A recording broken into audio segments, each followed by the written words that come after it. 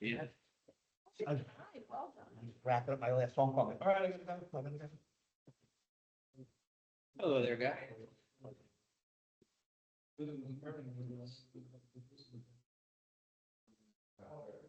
Super.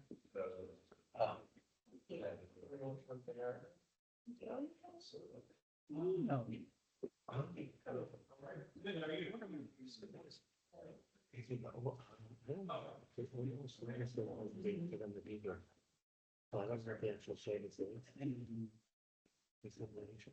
Yeah, I mean, they're telling everyone. I know this. Yeah. Well, as much as you can.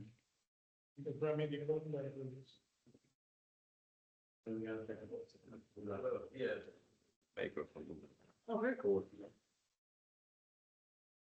I don't know which one you need.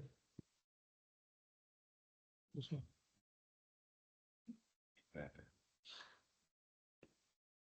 Not on this, I guess.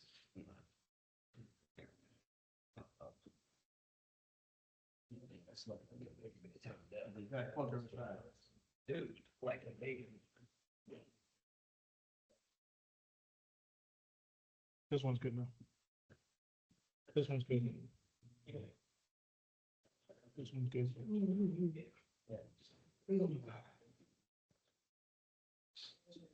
This one's now.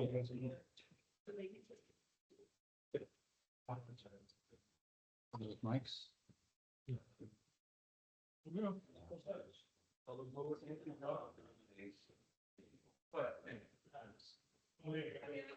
No. No.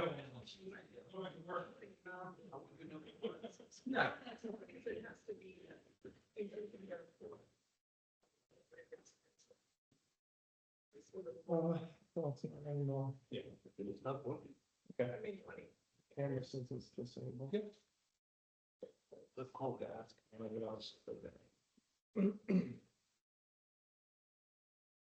Sir, how are you? Good, how are you doing today?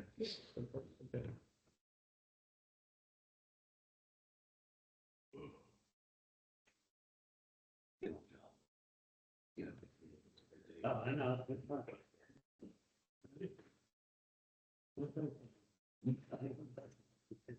Last night? Wow.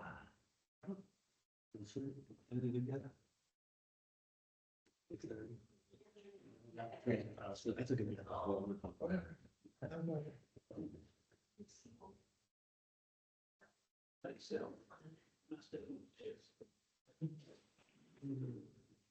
How's everybody feeling? Everybody just about all set? I think we're good to go.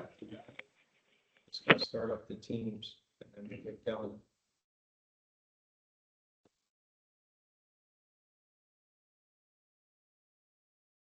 Or actually, I should ask Kevin, will it matter if I start it up over here? Or should I leave it off or?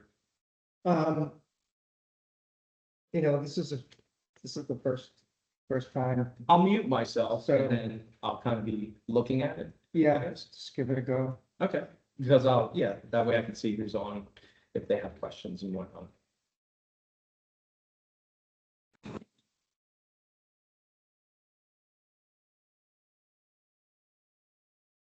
Okay. Yes,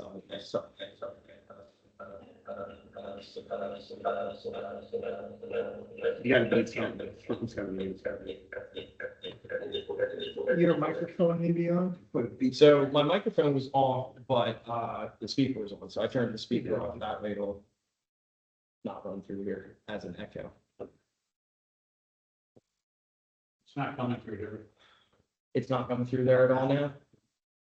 All right, well, then I would just turn your mic on and Okay. we'll have to do this. So why don't we just do that? I can try. No, he's got his mic. What computer is this mic? Should be hooked up to these. Yeah, his computer, this mic is, yeah, he's got it on.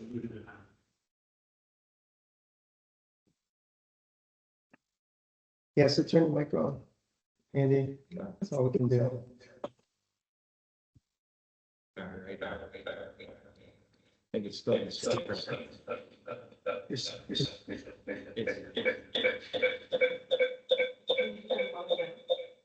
your speaker and your mic have to be on at the same time? What do you want to do? Yeah, it won't let me turn on my microphone without the speaker being on. So I can turn the speaker on and there's no echo, but then I can't use the microphone. All right, I'm gonna shut your microphone off on this.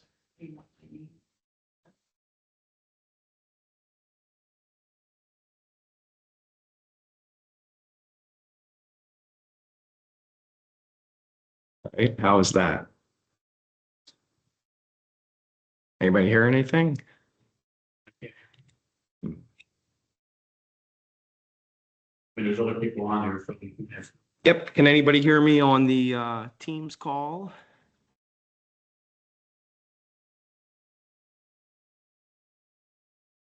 Yeah, I can hear you just fine. Okay, Can't hear. all right. How about now? Can anybody hear me now? I see the microphone giving feedback, like it's receiving audio. Yeah, I can hear you just fine. Oh, you can hear me now, David? Okay. Yes, yes, absolutely. Okay, so sounds like we're probably good for now. All right, the only thing I might have to do, I'll just mention, we'll get feedback from the residents as well as David, your engineering firm that's on the line. Usually I turn on this just because it's omnidirectional, so it can capture you guys. Because typically if I use the laptop, I gotta be kind of talking directly into the front, Sure. but I might be on the wrong one again. Did you change the? it should, I can take a look right now. Apologies, let me take a look. Yeah, it's the wrong idea again. That's why I think we made it. The link that you remember I brought it up last week. Oh, yeah. No, I remember. So nobody else is on it except me right now, so I think you're okay. Okay. You want me to send it to you right now, Jim, via email or? I would like- Yeah, let me Leave your- understand. Let me get that real quick for you.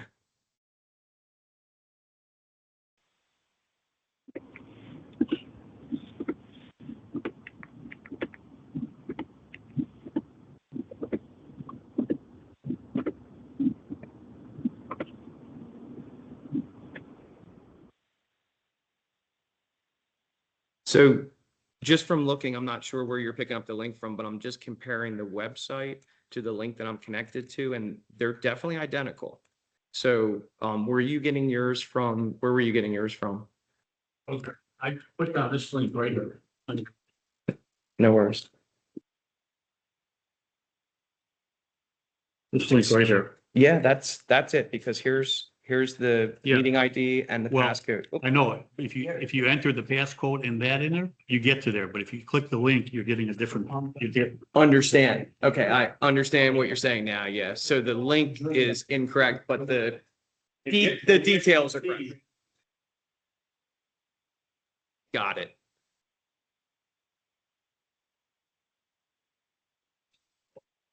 Okay, so I'm gonna email you the link from what I have online here. Sorry about that. Now I understand better what the issue is, so that is easily resolvable.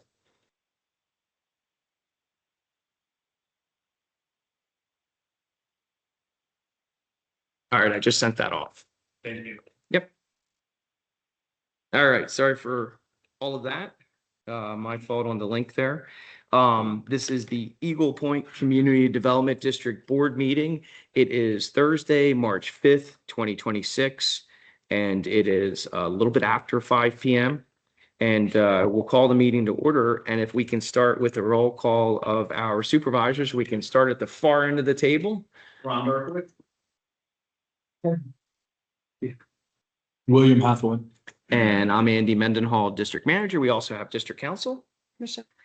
And yep, and I'll also note that on our Teams call, we have representing your engineering firm. Line Engineering, David Landing. Thank you. And I'll also note we have a few residents both on the Teams call as well as in person. So we'll go to item number 2, which is a statement from the chairman. Kevin, didn't know if you had anything today, but of course. Okay. So we'll move into supervisor requests and audience comments. Just as a brief reminder, we try to keep these comments to about 3 minutes if you could. And then the board, we wait till after the comments, all of them, and then the board can respond if they have any answers to questions or anything like that. So I'll be the bad guy. I'll keep time. I'll let you know when you have like 30 seconds left. I'll just kind of wave my hand. And so I'll go from front to back, and then we'll go to the Teams call. So the only thing we ask is if you do state your name for the record, because these are transcribed. So we like to make sure we get folks' names correct. And if you have a name with a challenging spelling and you want it right, we also have a sign-in sheet right there on the console there. So I'll start in the front. If you ladies, if either of you have any questions at this time. No? Okay, sir. Yes, go right ahead. Jim Casement. Good evening. Before addressing the social media policy, I will briefly clarify the item titled discussion of litigation hold request on the agenda. I appreciate that the agenda material will update to include my litigation hold letter. That letter is simply an evidence preservation of products related to social media and communication about district business and blocking of residents. Litigation hold preserved electronic communications in their original form, so nothing is altered or deleted. This ensures the fact that they are questionable. Turning to the social media. The reason we are discussing the formal policy tonight is because I raised concerns about district business being posted on social media while residents were being blocked and saying those things. So I do take credit for this issue being brought today. If you compare my February letter with the proposed policy, you will see it addresses many of the issues I first raised in August of 2025 regarding social media use in resident active, and I raised continued since that. That said, I have 2 concerns about the policy. First, the policy designates the chair as communication manager. The conduct that prompted this policy involved union posting and moderations decisions by the chair. Assigning communication authority to the same individual creating transparency. District communications should be administrative, not political, and handled by management solely the board oversight. Second, policy is internally inconsistent. It said that board members should not post district business on personal accounts, but then requires a disclaimer if they do. The disclaimer does not matter if an account is being used. If posting is prohibited, a disclaimer is unnecessary. If a disclaimer is required, posting is being anticipated. The policy should be clear, and I also would suggest the policy can address the issue of blocking residents from viewing district communication, because the residents should not be selectively prevented from seeing district information. Finally, I noticed that the attorney billing for the last 3 months have been revised after they were originally posted to separate Hathaway records. Public record requests and residents should not appear to be singled out for exercise of evidence. Action that is sustained for these public record requests can create legal exposures for this board and for the CDD. My goal is simple: transparency, consistent policy, and equal treatment for all residents. Thank you. Okay, thank you. Moving towards the back, any questions, comments, sir? All right, we will move to the Teams call. If any residents have any questions, if you could raise your hand, we'll make sure you're unmuted and obviously give you an opportunity to speak. Okay, I'm not seeing anything right now. So we will move to item 4. And this is a business item for consideration of funding related to the Supervisor request. Oh, I'm sorry. Yes, you're right. So we can go around the table if there are any supervisor requests. We can start with Mr. Hathaway because he's right next to me. If you have anything, sir. Yeah, I actually, thank you, Jim, for bringing that up because I had the same question of why invoices for the attorney have been revised, why things have been highlighted out, why things have been separated out, unlike any of the other entries, as well as if you actually review the information, there's stuff that's not even applicable that's being outlined to the Hathaway record request that's not even part of the Hathaway record request. So it's the invoices aren't even correct as revised. So I have an issue with that. I'm questioning why it's being done, why all of a sudden it's not the only record request that's out there. And it's not the only outside of general business matters that have been presented to the attorney or the court. So I'm questioning why this is being done, especially when the December invoice that was actually originally attached to the board packet does not have those revisions. So those revisions have come for whatever reason afterward.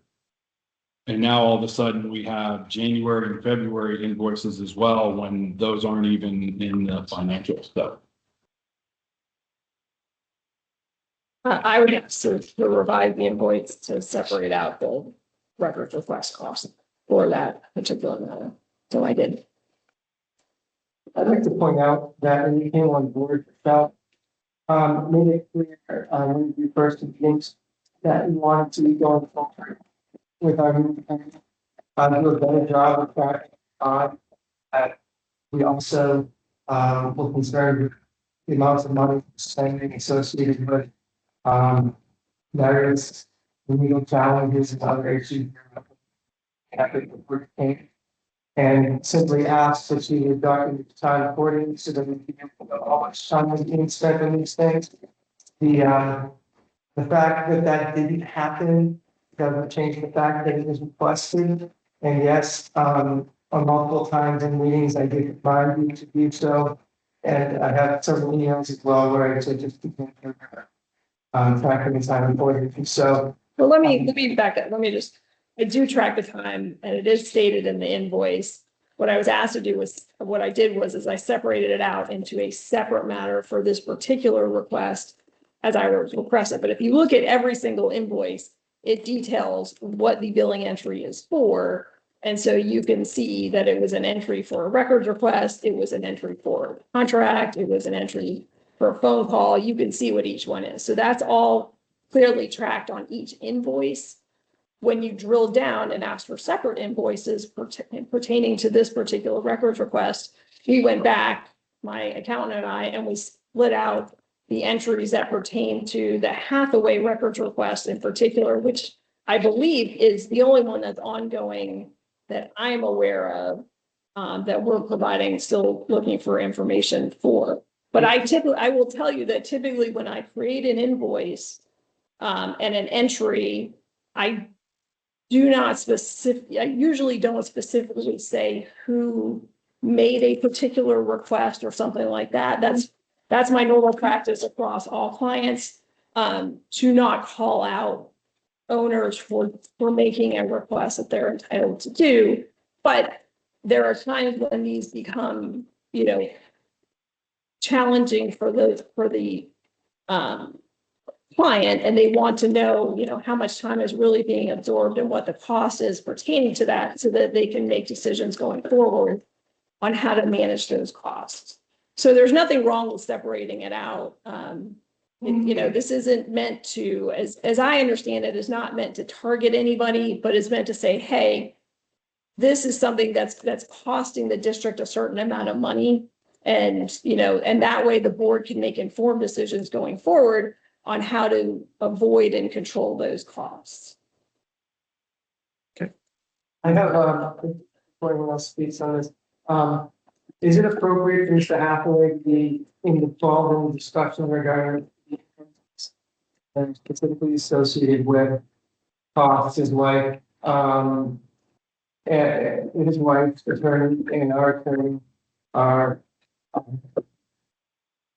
approving with regard to, or fulfilling that FOIA request. And the reason I ask is because should the board object to any of those costs, just that, or wonder why, the cost is suddenly been shifted to the district instead of the requester, I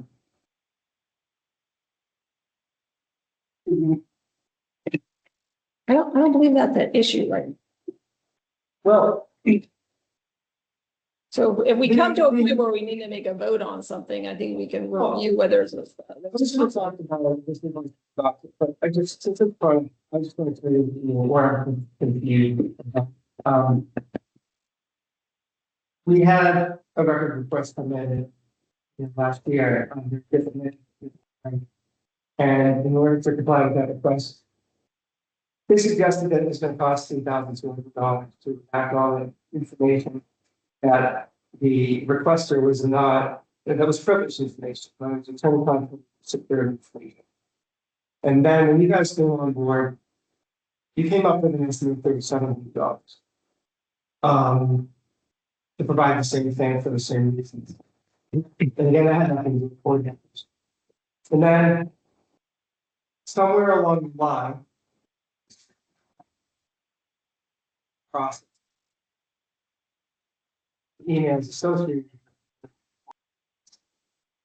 But somewhere along the line, you, through coordination with the Hathaway's attorney, entered into some sort of professional agreement with the father, a verbal agreement to allow them to have everything and see everything, regardless of whether it's attorney-client privilege. So no, that's not correct. And you know that's not correct. What happened was, is that they were asking for documents for emails that had attachments.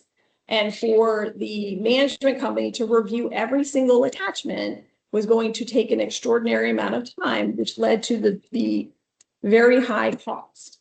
What we agreed to was that we would provide the emails without the attachments so that management didn't have to go through each and every single video and determine whether or not there was anything confidential or privileged in those videos.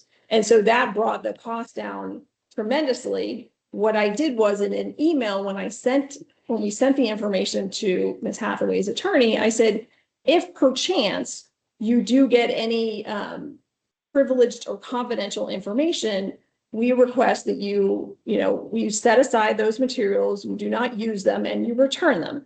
That is very standard and what I do with other attorneys all the time. There is actual, professional rules related to inadvertent disclosures of confidential or privileged information. And the courts have cases and we have rules about how we deal with that. So I was simply asking the attorney to comply with those professional protocols, which she agreed to do. So as far as I am not aware of any confidential or privileged information that was contained in any single email that was provided to the Hathaway's attorney. So that was a statement made in the abundance of caution. But we did agree that there would not need to be a substantial cost. There was a small cost that she did pay, but since we were able to produce those without the videos, it didn't take that time. So that's the difference. And we did communicate that to you. Andy and I both communicate that to you.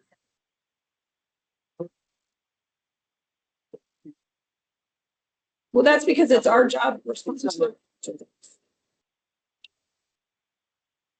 So then I would phone call about where about your influence is and where I was hoping to maybe an explanation was somehow this went over the last several months to costing us roughly $500 a month in attorney's fees associated with this record request that now the community is bearing. So it's from there being some. Would you like me To finish? I understand your There went question. from being some costs confirmed by 4 separate companies to being no cost, which is fine. I'm glad that they got the information that they were looking for. But now I'm just confused as to how it's cost us $500 a month. Still, that's what I'm asking you, in coordination with their attorney, something that none of us were aware it was happening. So the records were requested and they were provided. And then Ms. Hathaway's attorney responded and said that there were certain things that were not included and that she wanted us to go back and look for those things. So we had to have multiple emails between myself and you and Andy and Rabah to say, where are these additional things that are being requested? Do you have anything? Do you not have anything? So all of that takes additional time. And those are the entries that are reflected on the invoice. And there's nothing, you know, to the extent that there are emails by supervisors pertaining to district business, if somebody requests those records, they're entitled to them. And whether they came from a personal email or a district email, they should have them. Now, Andy and I were given the information in response to the request. We gave it to the Hathaway's attorney, and she, as often happens, said, hey, it looks like there are certain things that are missing. So that was not in our initial estimate of what the cost would be. What was the, I think what's come down to is everybody agrees all the information. And I can understand if there's missing and then something going back now. But what was the agreed upon cost that happened? I could look it up. Yeah. It would be nominal, yes. Once, just to clarify, I mean, as Michelle mentioned, once we did not have to provide the videos or the viewing of the videos, that was the bulk of what the original estimate was, because literally sitting through a long time period of watching each video, it just would have taken a lot more time. I agree. So here's my questions. And if we charge $250, and that's the standard, right? Whatever. And it was 3,000, and now we explained why it's 250. If there's a conversation, the lawyer back with the lawyer, I don't want to be about that. I mean, you put it on the invoice, it's fine. So that's why we have lawyers. But what it comes down to is when does it stop? It's $500 a month, and I'm saying they can do it as sort of whatever legal reasons they can. But that's one person. What if there was one people? Are we just going to multiply that out and have record request and have like an ongoing, running? We have to. It's requests are like any Budget, like, yeah. So that's what So, and that is one of the reasons that I proposed the policy that we're going to talk about later, is to try to avoid all of these public records requests and to kind of contain them. I don't think Listen, guys, there's no benefit to me to be doing these, and I hate them. I don't like public records requests. I don't want to be involved in them. So most of the time, management will handle your public records requests in that. I will not have anything to do with it. The only reason I'm involved in this one is because there's an attorney involved, and when there's an attorney involved, it gets me in. And so if we could have just responded to it and been done with it, then, you know, there wouldn't have been much cost, but there's a little more back and forth now. We're trying to wrap it up. I'm hoping that this closes out, but I can't tell you that she's not going to come back and say, hey, this is missing and this is why. I know this is missing. I can't make that prediction for you. I think the ask and the request for understanding is, and it's not that it's not anything. It can be anybody's going to do record. And I mean, we have to get everything. We're not saying that, but is there a way to fall out? So like we have a budget for, and if we just happen to be a happy community and we need to increase the budget for it because that's where we live and this is how we act and this is what comes about. We just need to know. I don't think it was now. I don't think it was to say, hey, the lawyer's making $1 million. I didn't do that. The questions were, there was a cost that we assumed would cover all administrative fees and everything, at least I didn't know. And it got directed to a smaller cost, and honestly, if it solved everything, I don't care. Right. But now we see that there was other costs, and there is some. Christine Alexander, she has a 4-year request in the file. So now that's two. I don't know. What if- Well, so They're gonna be fine. I don't know. It changes all the time. Like some months people get very, like, there's a lot going on. Like I had just left a district that the records requests were unbelievable. They were daily, they were exhaustive. They were going to cost that district tens of thousands of dollars.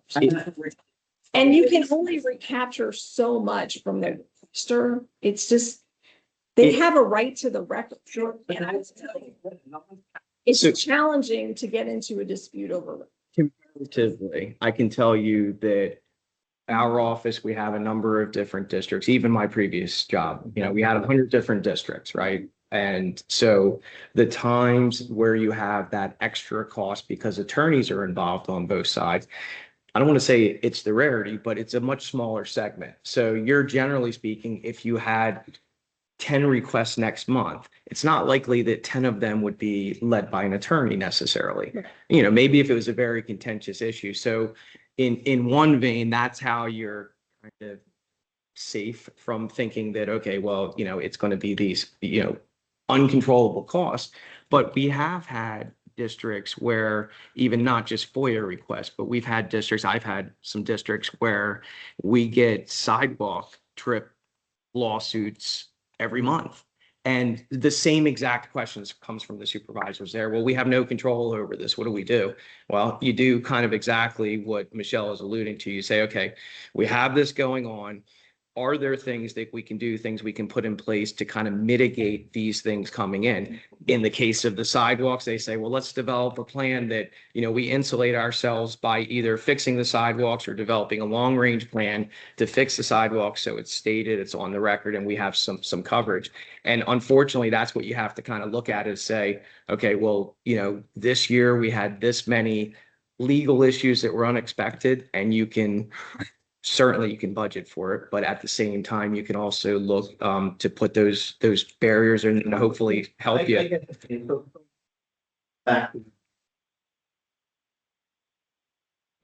It's just like, even when you say, Michelle, in your invoice, that for where it says, meeting the client, like that, I'm assuming that's one board.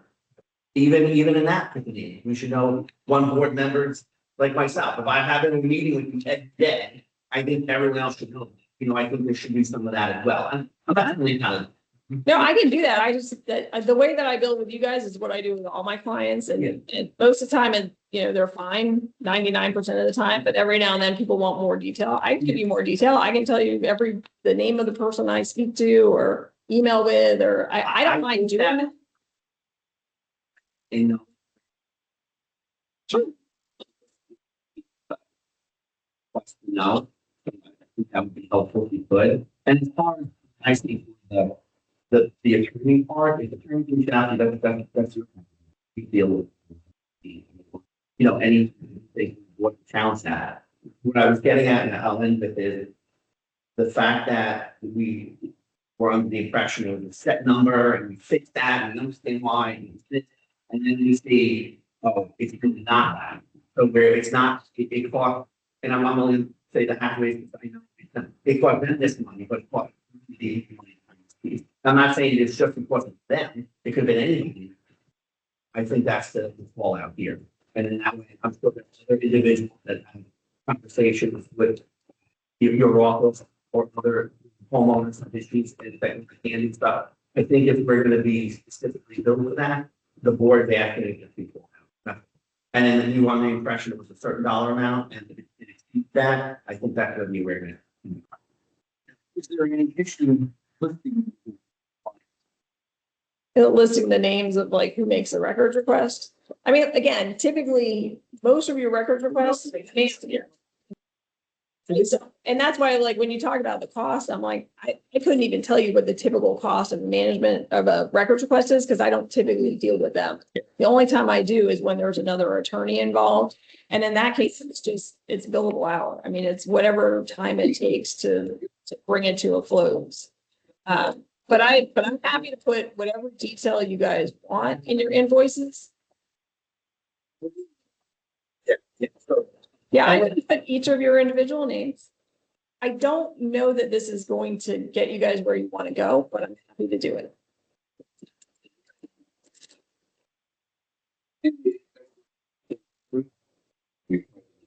So, yeah, no, we don't charge the district. You pay us a management fee that includes all of that. If there was something that was outside of the scope of our agreement, which this clearly isn't, I would come back to you and say, hey, I've got to do, I don't even know. I'm thinking, I have to go be an expert witness and I'm going to be there for 8 hours. So there's a fee. I'd let you know.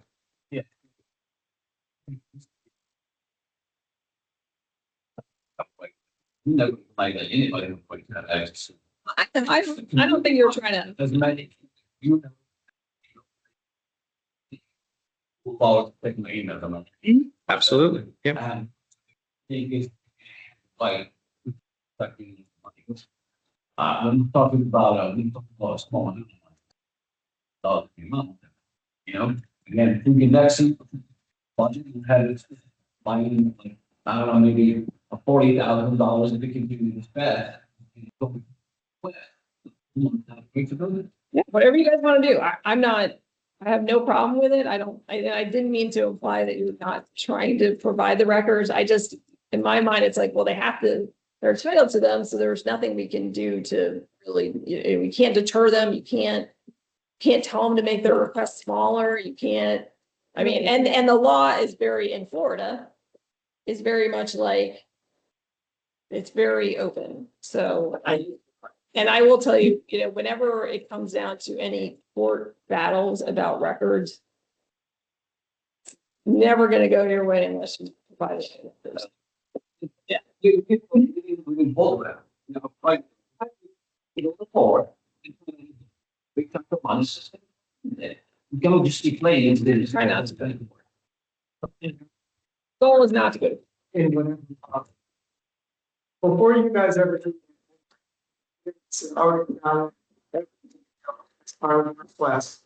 Those that were from beyond the genome that was established before GNSS was also emailed to them. And here we are, and again, this is something that our management takes care of. Out of our hands, we'll figure the only thing. And so here we are, many months later.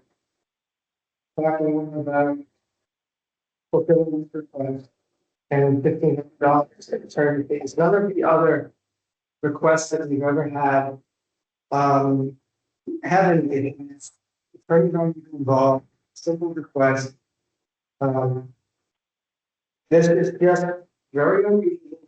Confidence for money, and it's something that people could be. Gotcha.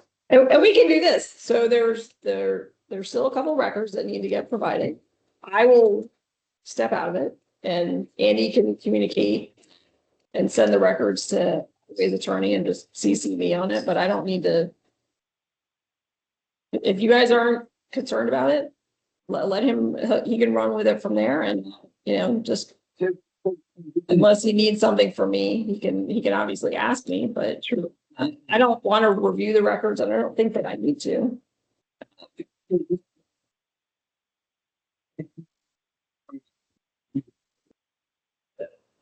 Be the place that get good with it. But again, if we continue in this path like this, because more people, and the money, I don't think somebody requested the do the fee happened to the guy first requested the lawyer. Am I right? For when the request was made, yes, there was a fee that was paid. Is it? So the fee was basically after the request was modified, right? That we didn't have to review all of the video and whatnot. A new fee was generated. And essentially it's just based off of the time that the person would spend, gathering. Which is, the first time first. Yeah, that's it. There was, lawyer fees that stuff, and I think they should be entitled to like pay some of the fee, but too. Just like they were asking for stuff, so.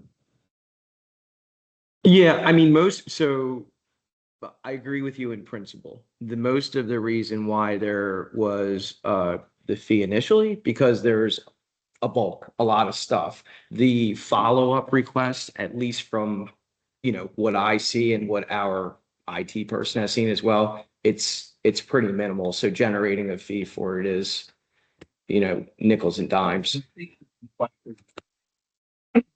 If we have a fee, there are additional administrative costs for your request. Does that just get billed by the community or is it billable to the person? It depends. So it's not being absorbed by the community, it's being absorbed by my company. It's because we're not charging for it. Unless it's Michelle. I'm sorry, I was just going off our last conversation, sorry. So I think, so what happens is when you get the records request, the management will look at the scope of it and, if there needs to be review and redaction by legal, they'll ask me how much time I think it will take me to review and redact. And so they have a cost for assembling everything. I have a cost for review and redact, which we were able to minimize here by removing the attachments. But the cost related to communications and follow-up, it's not really cognizable. I mean, it's just not something you can. So I don't know if there's I've never tried to capture that. And I don't know that you could, but we can, I don't know. I mean, if there's another request that comes through, that's a new one, right? Then we would come up with an estimate of the cost to respond to that, we being Andy. But to try to close out a request with some follow-up, I don't know how you would capture that. It's never been an issue. I don't know. I get it though. I understand you guys are continuing to have costs. But what I'm curious about is that, it was former council in former management that came up with this notion that releasing can be redacted and its cost, nothing to do with it. Right. And so it's so common to just have a lawyer I'm wondering why they didn't suggest it. And then fast forward, you guys speaking over, and we're handing over this records request. And again, it's so common to just enter in a sort of agreement and hand everything over. Why didn't you suggest that? Instead of going through the time that it took to prepare your estimate. And then fast forward again, more months where this resident doesn't get what they requested, it's already essentially in advance, as of the months. And then turning around kind of come to this conclusion. But then just sort of turning around is, this is, I mean, it's process, their standards, I'm explaining how we got to this point. There's a lot of insinuations in what you're saying. All I was retained as your counsel. You had a pending records request that your prior management and prior attorney didn't respond to. That I was asked to assist in the response. I did. That's all I did. I didn't try to drum up costs. I didn't make any. You keep saying I made some agreement. I didn't. What happened with the cost was we pulled out the attachments. The cost was pertaining to reviewing all the video and attachments. It wasn't my attorney cost. A lot of it was management. Well, I guess it was my attorney cost and top of which one they found that needed review. So that when we pulled out the attachments, that brought the cost down. You specifically referred to it as a quote professional agreement. Separate from the pulling out of the attachments. So we pulled all the attachments out that brought the request down to a more nominal thing. And then I said, on the off chance that we've missed something confidential, that, because I don't know that I reviewed it. I don't think I reviewed most of the records. I reviewed a subset of them. So on the off chance there was something that Andy hadn't sent to me or somehow got through, that is not something that was contemplated with the prior management company and the prior attorney. They were saying, hey, we need to review all of these videos and this is the cost to do that. They didn't, what we said to the attorney, Hathaway's attorney, is like, hey, can we give this to you without the attachments? And she said, that's fine.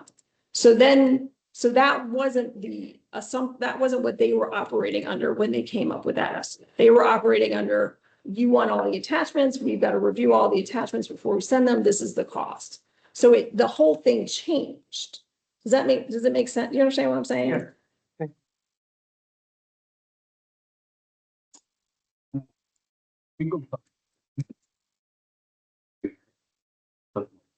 Yeah. All right. Is there any other general supervisor comments?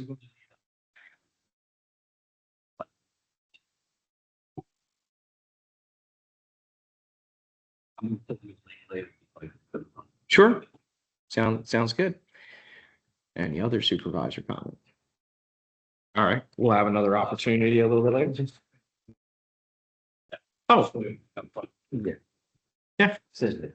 Yeah, so we had, you had a specific, item 6A was the, consideration for approval, Steadfast, ditch and drain cleaning proposal for Moonsail Drive. Obviously, we have a representative. If you can just state your name for the record. Yeah.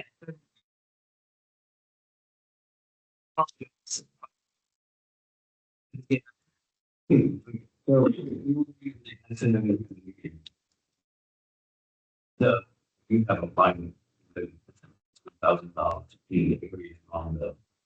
And my this is so what are you trying to do? So for that drainage area right next to the address on the second line item, that would be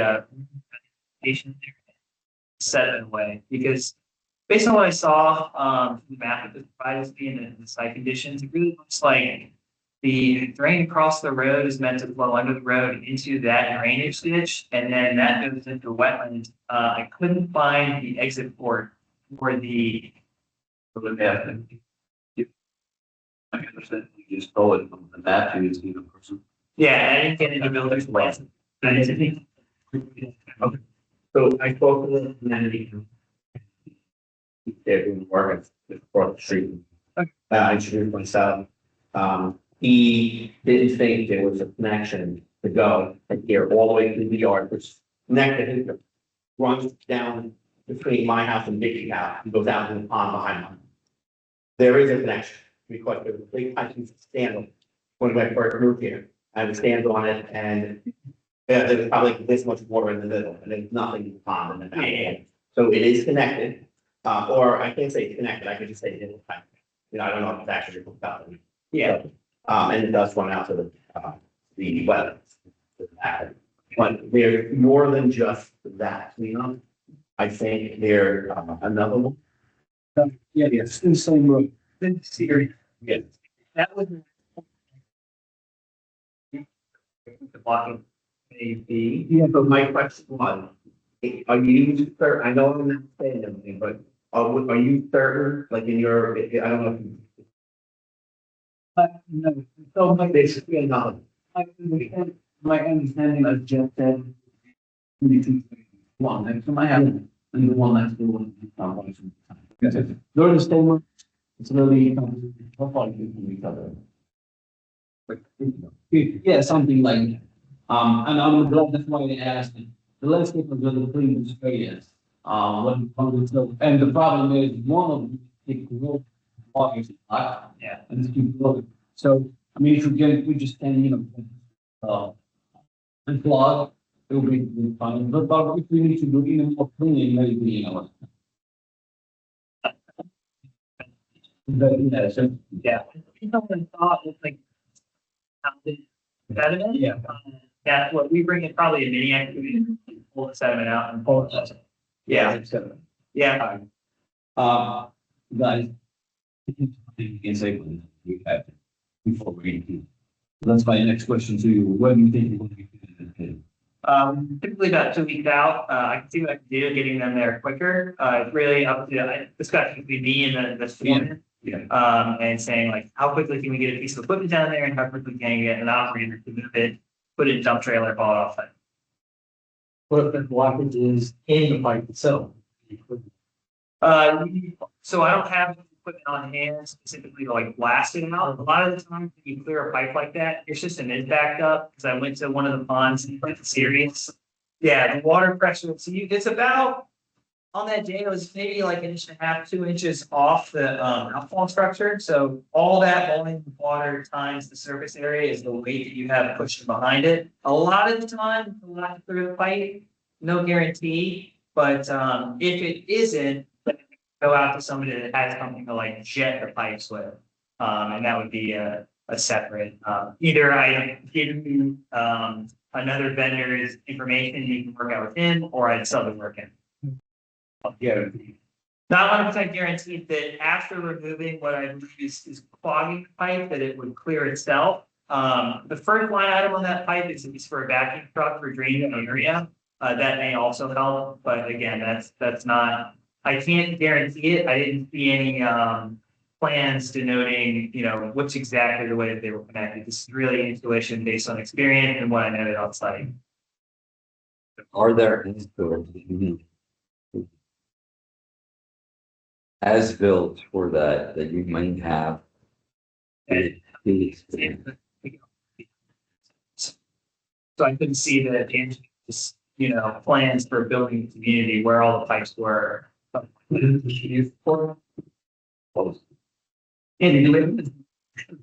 So your engineer is on the line, and they would probably have copies of the as-built, those sort of things. Okay. Yeah, David, I don't know if you heard that. We were just talking about if you all would have copies of the as-builds, especially, I don't know how well you're capturing the audio, but we're talking about some pipes that are backed up. Right. Yeah, I could look. We typically, that's one of the first things we do when we come on board is try to go to the district. They keep records of all that stuff. You just got to know where to look, and you can download at least what was designed and submitted. It's not necessarily as-built, but it definitely be information in the right direction. So I can get that together and send it over for you. Okay.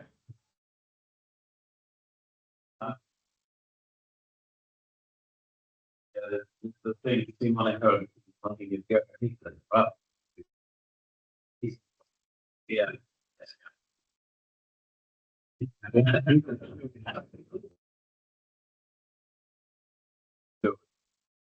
Just to be clear, the motion is to approve the proposal from Steadfast for the ditch drain and cleaning for $7,500. Okay, do we have a second? Seconded. Before we get into discussion, just putting this out there, we're at least from the financials we have, we're just about halfway through the year. Things like this have to be done. Obviously, it goes or comes from the contingency line item that we have. You guys also have reserves. I just want to kind of put that highlight on there because as we go through the year, we just want to, we've done some projects, which, getting everything caught up, but we want to be careful at the same time because, eventually we'll have to dip into reserves potentially. So just wanted to kind of put that on the radar. Any other discussion though? Yes, sir. Just, I've worked with Steadfast on multiple companies and multiple properties, and they're very proficient. So I think they'll do a great job. Yeah, this is the first time I've done a job like this. If you can get into the as-built at any point in time, this may, so that price really just includes like me getting men and equipment on site. If the as-built reveals something to me that, I was not privy to, I can more than easily modify our plans on site to meet, to still fit within the price scope of that proposal. So it's like, oh, there's a pipe over here. Why don't you put the excavator over here, open up that one? Bang, boom. Okay. So my goal is to help you with your drainage problem. Yeah. In any way I can furnish that, I'm gonna do that. So, Appreciate it. yeah. If there's no additional discussion, all in favor? Any opposed? Okay, that motion passes. Thank you, Kevin. Appreciate it. Absolutely. Sounds like a plan. Yeah. Okay, so back on agenda, and as mentioned, we had one of your new business items was discussion of the funding request for the community Easter gathering. So flip through here. Did you want to speak to it at all, Heather? Or?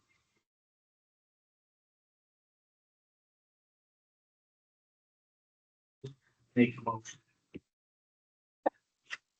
It's just say, so if she doesn't feel the pinch on, I would say that we need up to $500. Okay.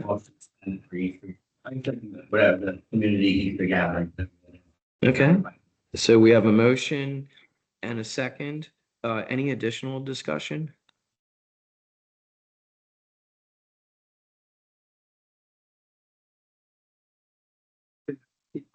Okay. Oh, okay. Fair enough. If there's no additional discussion, all in favor? Any opposed? Okay, motion carries. And now we'll move into staff reports. First up is engineer. David, I'll go ahead and give you the floor. I know you had CC'd our supervisors on an email regarding your firm and the district. So I'll turn it over to you. I'm gonna give me just a second. I'm gonna try to turn on this speaker only because if our supervisors have any questions, I want to make sure that you get them. Sure. So just bear with me just a second. How's that? Can you hear me now? Yeah, I actually can hear you fine. There's certain people in the room that are a little Okay. little hazy when they talk, Yep. but I definitely can hear you. No Andy. problem. It'll get better. So go right ahead, David. You have the floor. Oh, yeah, I was just getting prepared from for this week's meeting, looking at the agenda that was sent out, and I saw where you guys had a motion to terminate Alliant last month, and I just wanted to apologize for our lack of response and let you know that you can call it probation or whatever, but if you give us guys a chance, I think we'll definitely come through and make you happy. I've spent the day kind of going through some emails to get caught up to speed on all the requests. So if there's anything you guys want to coordinate with me on, have at it. So the thing is, we are not talking about a period of like almost 2 months that goes to this. We're not talking about short period. And Yes, as you yes, can sir. see, and you can see like draining issues connected to them as well. I'm struggling to find what type is it, and what I'm trying to say, it's just not okay. I mean, I appreciate that you coming and explaining this, but what is it to guarantee you're gonna have it again? What led to the lack of response for that period of time? Yeah, I mean, last month I intended to call in, and I had a last minute thing that came up. I should have followed up. We had some staff changes before that, but we've reorganized to get some other folks that's going to help me support this role, our CDD role. So I mean, all I can offer is my word for it.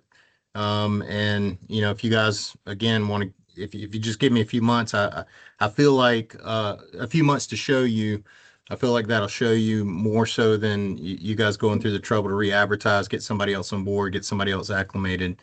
I think you'll be happy with the decision. I would look at it this way. We voted and we Sure. terminated, and that's with notice, which means you're on board until we find the next company. Okay, fair enough. I'm in your industry. And it's find it extremely unusual. It's not something I come across that often with engineers. We're usually very attention to detail oriented and don't let things like that go. So I'm a little confused as to how this occurred. And so from my standpoint, I would let our decision stand. Sure. I would move to have our decision stand and continue to look, because we have some important things and we're on the track to getting them addressed. And then you guys disappeared for a long time and didn't Yeah. respond to any inquiries. And I don't find that acceptable. But they do. Fair enough. Agree. All right, sorry, but it looks like we're gonna.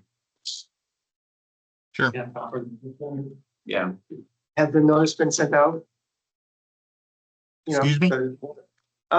what's the end time of the contract based on the notice from the last meeting's vote? It's 30 days. Yes, I believe so. no, it's down, yeah. Say 30. 30, yeah. Yeah, it's almost there. All right. All right, well, appreciate it, David. It seems like, the board's decision is they want to kind of keep with the decision they made at the last meeting. Okay. Yeah, I can accept that. And from a transitional perspective, obviously, we'll work with you to, make sure things get transitioned in a couple of the, projects that, like we we're just talking about, the as-built, that sort of stuff. So I'll give you a call as well. All right. Yeah. Connect with me on tomorrow. There was email from you where you were saying you wanted me to connect with Kevin Gagne about this environmental issue. You want me to just table that for you guys to let the new engineer take care of? Well, that's me, and that request to connect with me was 3 months ago, I believe, at least.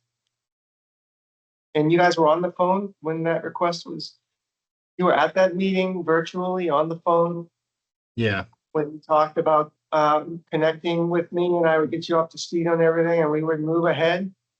So yes, you can not contact Kevin Gagne. Okay. All right. Thank you so All right. much. Appreciate you attending. All right. Yeah, Andy, connect with me tomorrow if you don't mind. Thank you. Okay, sounds good. Take care. Bye. Okay. So, Offline, the beginning. Well. Or it's the one I didn't follow. Yeah, it doesn't really matter. Yeah, I'm just asking. What I asked. yes. Okay. So the process perspective, I know we talked about this at the previous meeting. Basically, it's a small subset of firms that do CDD type stuff. One of the mentions at the last meeting was seeing if we could track down Jeff. We did. He has a LinkedIn. It appeared to me that he was working for a firm now that wasn't specifically in the engineering space. He was probably acting as an engineer for that firm, at least from what I saw online. So that being said, you would probably, my suggestion would be, we can reach out to the common engineering firms in this industry. There's 3 or 4 of them. Get you guys proposals or information by the next meeting, and then essentially you can make a decision. I want to make sure for this 3 months that we work, those they didn't get paid, right? I'd have to look specifically for invoices. So let me put it to you this way. They wouldn't be paid for anything they didn't do. I don't know offhand if they're during that time period, say there was something due to Swift Mud, a pond inspection. I have no clue, but I can look very easily.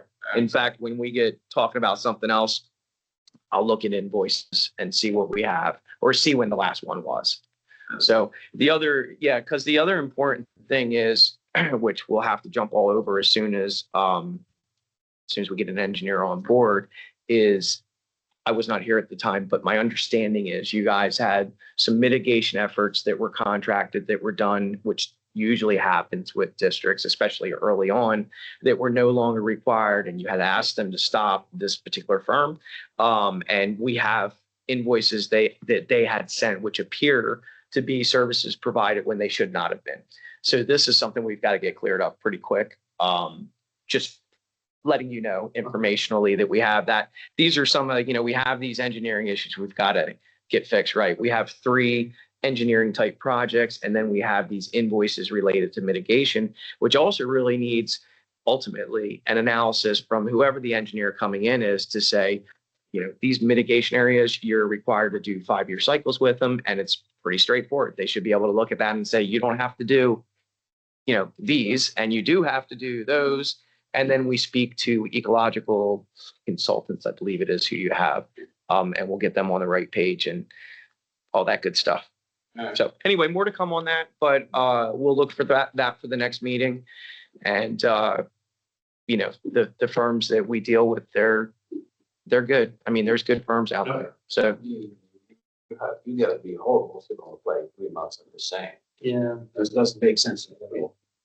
Anyway. yeah, easy enough. Okay, so we will move on to field manager, which of course I'll go ahead and give the floor over to Gary for the couple items there related to sheds and related to the US lawn proposal. Yeah, everything seems to be going well on site. We're really getting some nice warm weather where the fertility is going to improve significantly. There was an issue Rabah and I discussed regarding turf weeds that has been addressed already. So you'll see, that the improvement will be coming very shortly on that. So looks like we're out of the woods with a lot of the cold and frost conditions that occurred last month. So I believe we're on a good path. Gary, do you know, based on you taking the pictures and inspecting the neighborhood, did we lose any trees, shrubs, that have to be replaced because of the cold? They're minor, nothing major. I mean, most of the plant material, the roots will stay alive. So just like the red copperleaf plants, the infernal copperleaf plants, if you're not getting the fertility you want, they might have to be trimmed lower. Yeah, but again, if they don't recover enough, they will have to be trimmed again. Okay. But a lot of the plant material is still alive in the root. Okay. So we just need to give it a little time. Spring's coming up Just here. maintenance, we don't have to replace anything right now? Not right now. Nothing I would say that's urgent. There may be some, but it won't be significant. Thank you. Even, I don't know if you guys realize that the bushes by the wall are really growing. Yeah, I still we did notice that. Man, lots of water. But anyway, what else we have? There's a couple things that were Estimates from, yeah. so the estimates I did go, it was me and Francisco always doing the, let me check the estimates really quick. So it can be, I will tell you my opinion, what we should do or should not do. But what is this? Or do you go with the shed first? I'm sorry. You wanna go with? the Shed or landscaping? Go with the shed first if we go. Yeah, all right, go. Agenda wise. All right. So you got a chance to look at the sheds? I did. What do you, honestly, I did not. I was still busy. What size we talking about? I mean, if we're gonna spend the money, but there's no big difference, So I had some questions on the installation of it. One, as a community, we decide where. 2, what do we have to do to the ground? Are we gonna do an actual cement pour? Are we gonna do rock, run off rock kind of situation and just do the base on top of it or block it up a little bit? How does that price impact it? And then do we want to do a woodshed, plastics, anything like that? Any suggestions? But also, I think a lot of it has to do with before we start picking and where we're going to put it. Do we have access? Yeah, no, you're right, But I don't know if everyone knows. but like right over there, but is there, yes, do we have to kind of pathways instead of walk into it? Are we gonna have this frontage, like if we're looking at it, just the front, we're gonna have a sideway that then opens as well? Like, if we do that, do we have to have a path to it, or can it just be the wood chips that are there now in the gravel? I don't know what the code is for having a shed on a property like this, if you actually have to have a pathway to it. Has to be Sheds are typically, unless building on a foundation, are temporary. It's like when you put a pavers down on it, you can pick it up and move it, pick it up. Okay. That's as far as I know. I could look into it more. We can also have the vendor come out here and answer questions at the next meeting. So So this price is here, is include the installation of it? Yes, it includes it. I'm not any kind of foundation, but only that. Probably just to put it up. So we have to get a foundation, and I'm sure they do it, the shed company does it, so we don't have to get a little bit further, more information on that. And then, as I think Martin just mentioned, we probably want it anchored so that it don't blow away. So we regardless how heavy it is, so we don't have any issues. Should we table this for the moment until next meeting, more information? Yeah, I don't think we can say yes or I no. think so. Alright, hold on, so can we have someone come out and, or you, Gary, I'm sorry, I don't know if it's you or not. Can we have someone come out, look at the area, the actual measurements? Yeah. Give us a suggestion of what size shed we should have, please. I'll call them up And then also look at the grounds. I don't know if any sprinklers have to be taken up that are there now or anything like that. And then we're trying to put it by like this wall. I don't know, are we allowed to put it up against the wall? I don't know any of that. So that's why I want someone coming out and tell us. and it all depends. Do you want to roll a dolly to it? So if that's the case, you have to have a different, That's what I'm saying. different type of paper system there in order to have a. It's literally storage. Yeah. We So- just do stuff on it. So we, I guess, Get some of those final questions answered by the shed person because they probably deal with these questions 1,000 times. So, Yeah. Randy, can you get and with Gary, whoever it is, get an appointment with a shed guy? We'll get the additional details and Thank get you. it out. Yeah, no problem. So that moves us into the US lawns. All right, so, the one is like talking about like, those 9 trees are bent front of there. It's funny, 9 trees for the price of, all we would have paid in the hurricane. Okay. So they need to go back to position where they were. That's we definitely need to do. You have one up front, the rest of them actually is in, what the drain is. The CDD planted those ones, it's exactly like those ones behind. There's 8 of them there. Yeah, we're having all of them back, Like we got the one, two, that's, yeah, and then you have, the palm tree right here, it's dead.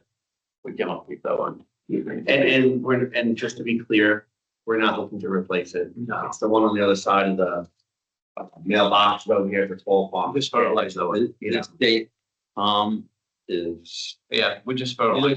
on the edge of dying. Yeah, we just fertilize it and, he said there is a chance you're gonna come back. If it doesn't come back, we'll see what we wanna do about it.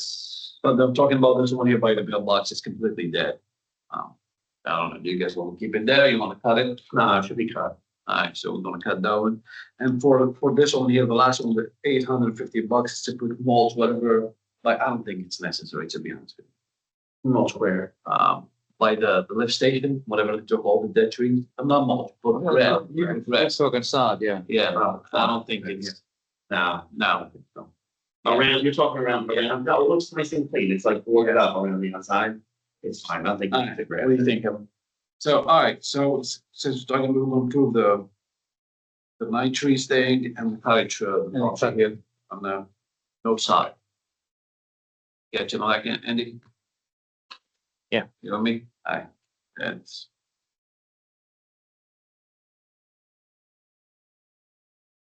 All right. Since we're talking about it, do we talk about the electrician first, or like, what are we gonna do?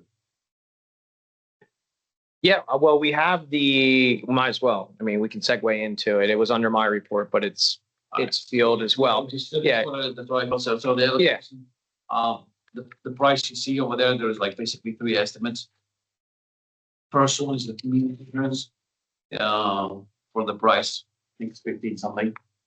You just have it on top of my head. I know it's here, but, Yeah, first entrance, 2564. 25? 25. Those ones, it's going to be, if you guys are interested to have like colorful lights. Yeah.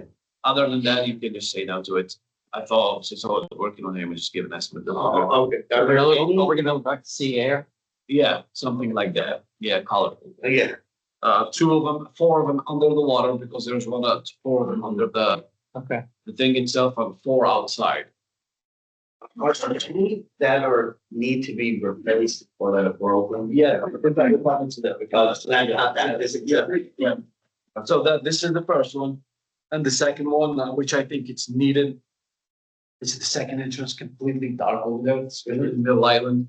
The normal estimate was, to run the wire from the other side of the road to the other one and have 8 spotlights between 2 for each palm tree there. And he said he have another $1,500 or $1,400. It's over 120 volt, which I don't think is street light or 120 volt, if I'm not mistaken. What do you think? It's not my expertise, I don't. So what they're saying is the Maybe more- green lights on the corner, Might be we're gonna come over the road. We're gonna have to put a few GFI boxes for electricity. Mhm. So we're gonna have the electricity come from the street corner, which we pay.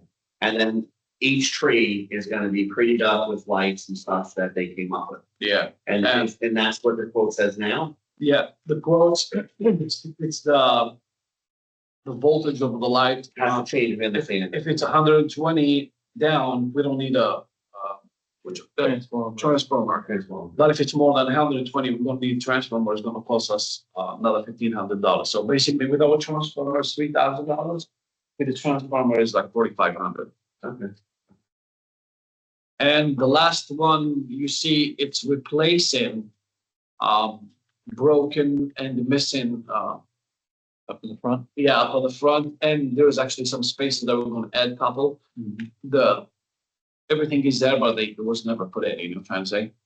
So yeah, I asked him to do it that way, so you guys gonna decide. I think the second entrance is completely needed, to be honest. So dark over It's there. dark. I don't know if you guys use the second entrance. Or if you walk at night or whatever. I did. You can walk right past it. It's completely dark. And we spent getting it nice and looking good now with all the new trees, so we might as well just count it off and finish it. That's my opinion. I agree with that one, and also I agree with the fixing and adding whatever is broken down. The question is, do you guys want colorful lights for the island or not? I have a question about that. Because there's also an idea that we would invest at some point in also doing like the monument lights like we have in that one small corner, like they can be changed colors for Christmas, that can be used for the holidays, the other thing. Would it go with color in the mean? They can color. Right, I mean, would those two things complement each other or would it be weird? No. Oh, so no. Would it blend, basically? Huh? Would it blend, Yeah, I right? mean, like, I have no aesthetic capability whatsoever, so I don't know if it's like a gaudy thing or. So the colorful light is going to be only in the, when we have the water, Yeah, that's the only one going to be colored. No, you're talking about the second sign that says Island Bay View. no, so we talked about, doing Christmas lights at some point. Yes. Something like what we have on the second side, on the first side, something that wraps around that has, That's what, did you, I don't know if you remember, but we paid $10,000 for oh, I know, but I thought we were looking at like lower cost options, like, for example, I did outdoor glowing lights on my. I know what you're talking about the ones that, $300. so this On with the app. no, this ones is like, see what's here, that's what it is. Something like that, you're talking about commercial, like 3 years warranty thing. Right. But again, these will be in the water. 4 in the water, because we already have 4 in the water and 2 outside. But just and then everything else is what like Kevin's. But yeah, the rest is gonna be the normal. Yeah, so what I'm saying is, I like the idea, would that be, and so we would consider doing in the future, and Christmas lights around there and. Because you can change those lights for Christmas season. Okay, You can change it to a minute. can you change individual lights, or is it you do all four, whatever it's gonna be? That I don't know. Because if you could do it individually, there's your Christmas. But what I know is there's a remote control. Okay. You can change the lights. They're wired in series. Yeah, they're wired, yeah. But Then now it's like up to you guys. You want to do that one or you just want to keep them the white ones? I mean, like, if we're gonna have other ones that are gonna be colored and LED and we change them. I would support. What is the estimate? Well, I'll check the estimate again. What it says, 400 lights, for color changing lights, 8 total. He's got 560 for labor. Materials, it's 1743 total. Yeah. Provide the. So yeah, it's up to you guys. And I would say so, only so it actually, what we're gonna do on the back side, so it matches. The backside will not be colorful though. That was just. No, white. Yeah, Just regular white. Yeah, just regular white. The only one that's gonna be colorful is the first thing. Don't do it. I don't see you guys happy about that one, so you want to just skip it and just keep it the way it is? I'm okay with it. Kevin. I'm okay with it. It's 4 lights. 8 lights. 8 lights. I need 4 on the water, yeah. $2,500. with doing it. For them doing it. Yeah. Listen, I don't want. I'm on one of those CA groups and, people just rip that color thing, you know, it's. Well, when it's red, Like, they only know it's red. It's red and everything, and I don't know, it looks. They still, okay, that's so different. That's what Thought about that, but that's true. Those lights are Red. Yeah, and it's bright red. Yeah, I know, I Yeah, know. I know. It's fun, So what? but I mean, like, I love the idea of the iron, now that the second entrance is so beautiful and well done, that we have some landscape lights in next. When you come in at night and all the lights are working and everything, even white lights, it's like, it's really cool. It's really nice. It's welcoming and trees show up and it's a gateway. And I'm 100% on that as well.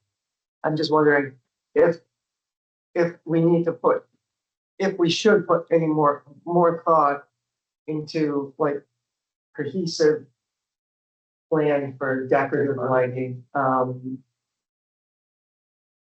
about So, but again, that's only because I don't know how to make things look nice and put them all together. And I have a history of just putting a hodgepodge of things that look nice, but when they're all together, they don't look nice at all. Okay, you want? I trust, yeah, I barely got through art appreciation. right, it's just not my thing, so. that was the pass. That's my thoughts. All right. All right, sounds like we're So we, at this time not taking action on item number 2. Right? It's not going on. We're gonna do the back end. no, Yeah. So there's 3 different estimates. Well, that's what I mean. This is item. Forget about it. We are doing the other ones. Okay, so does somebody want to make a motion to that effect for, I'm open to do that, yeah. okay, so that motion is to approve item number 1 and 2 under the landscape lighting proposals for $2,564.65 and for $4,286.21 respectively. All right, do we have a second to that? I'll second it. All right, seconded. Any additional discussion or questions, comments? Hearing none, all in favor? Aye. Okay, any opposed? Okay, that motion carries. All right, anything else, Gary? Okay. Then we'll go ahead and move into the attorney's report. I'll give Michelle the floor. Great. So discussion of litigation hold request. I don't really have a lot to discuss with respect to that. Obviously, it was received. Typically, a litigation hold request relates to threatened or pending litigation. I did request Mr. Casement to let us know what he was proposing. Did he ever respond? He never responded. But I will say this, while I find I'm not sure that the litigation hold is valid. To the extent he's asking, for public records, obviously those should be preserved regardless. So to the extent that you all have records, social media postings, emails pertaining to district business, you should retain those in whatever form that you have them in the event that there may be a request. And that's just standard. So you should be doing that anyway, regardless of this request. Did anybody have any questions about it? Other than that? The only question I had was, where are we in the process? And if you're saying he didn't respond and we didn't move more forward than that. Yeah, I'm not doing anything further with it. He asked for some responses and assurances, but there's no requirement. He wanted, me to confirm that there had been a litigation hold issued to the management and supervisors. I let you guys know about the request, and Anybody can do. So I do have a question. In a situation like this, what's the next step? if he wants to request records, he can request records. Yeah, I mean, anybody can show up and like with a kind of letter, So, question something. yeah, if he has further intent, he will certainly let us know.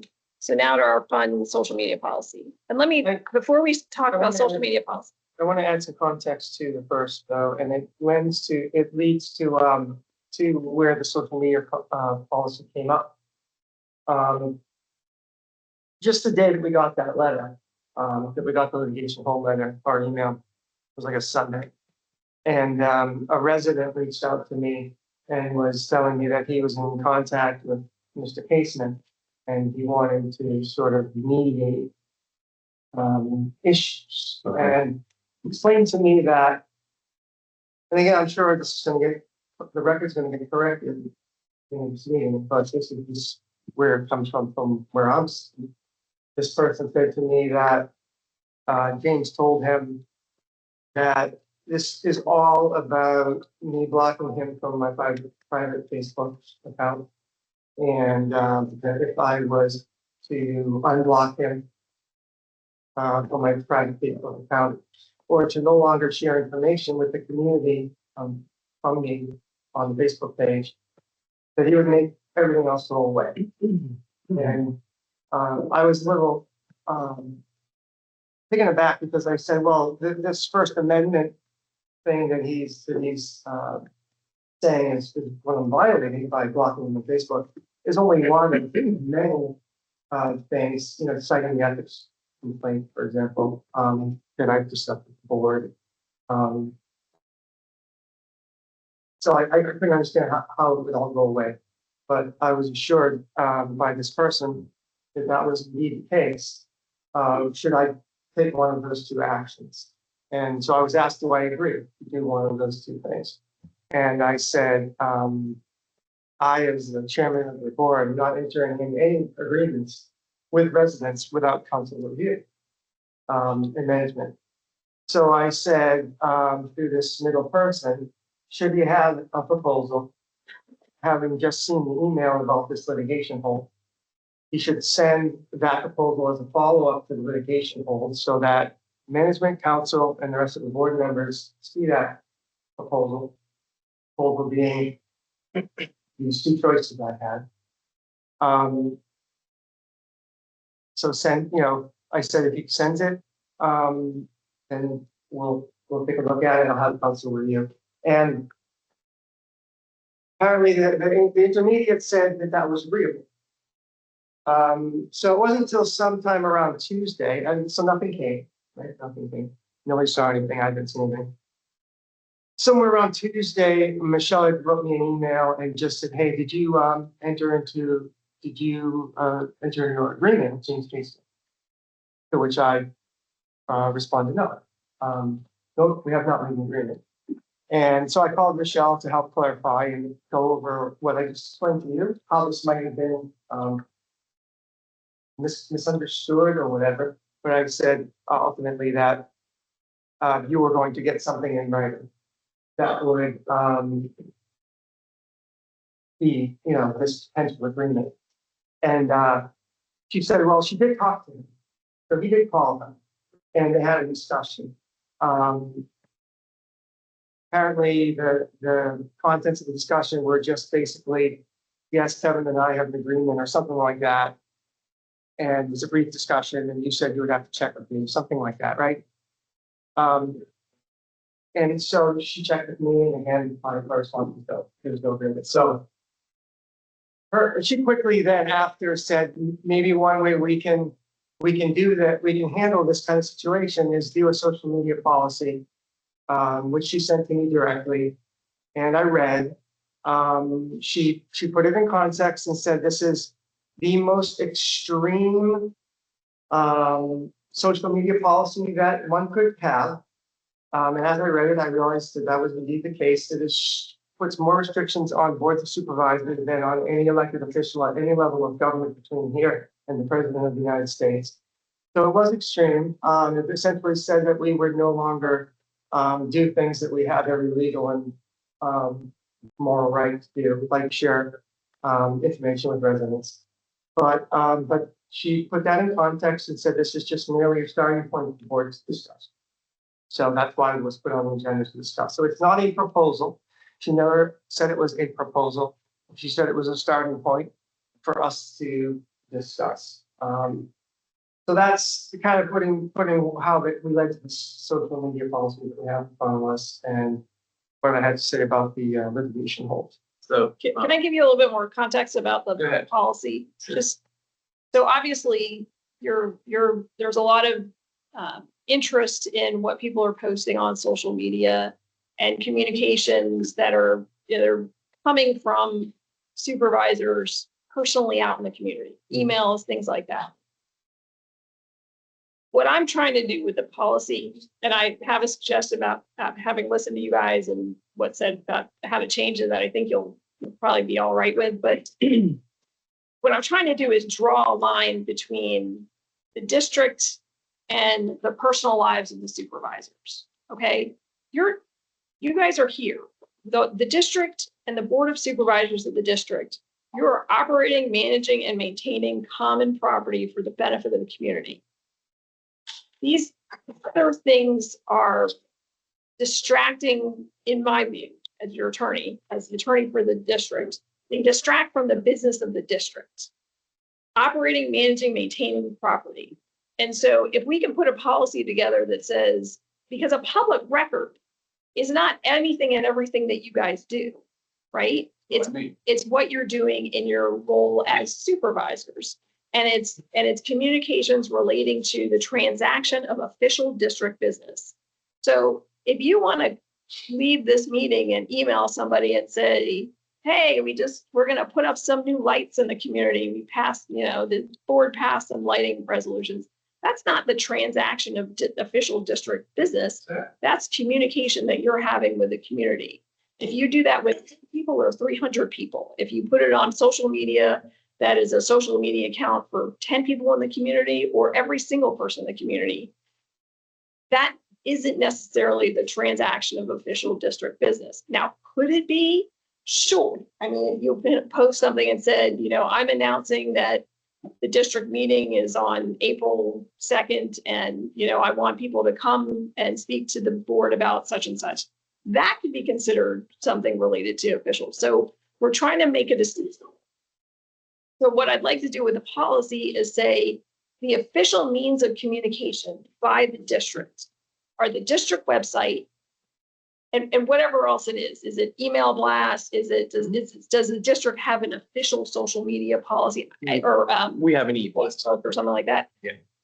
And then the issue about whether or not you guys can post, really what the intent of that was not to post about district business, but we can remove those sections, which is section E1 and B2 about personal social media use.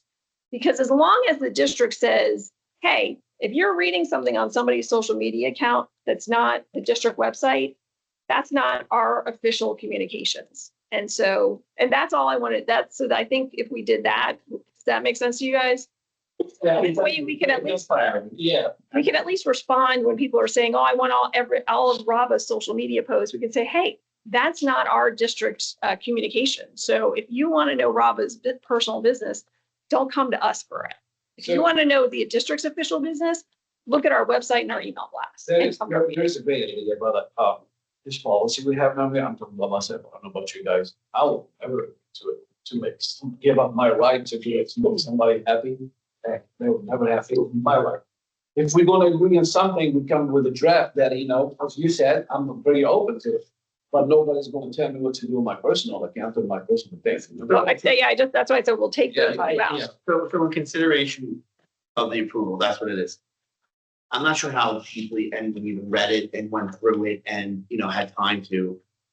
So why don't we say that we have it and everyone can come with suggestions for next meeting, and make them say, unless you say, I take those 2 paragraphs out and it clears everything, but to be honest, I would feel comfortable knowing where everyone else stood as a board on what they think is good or not, or what they think is best practice or not, or what they have a real strong belief in that they want.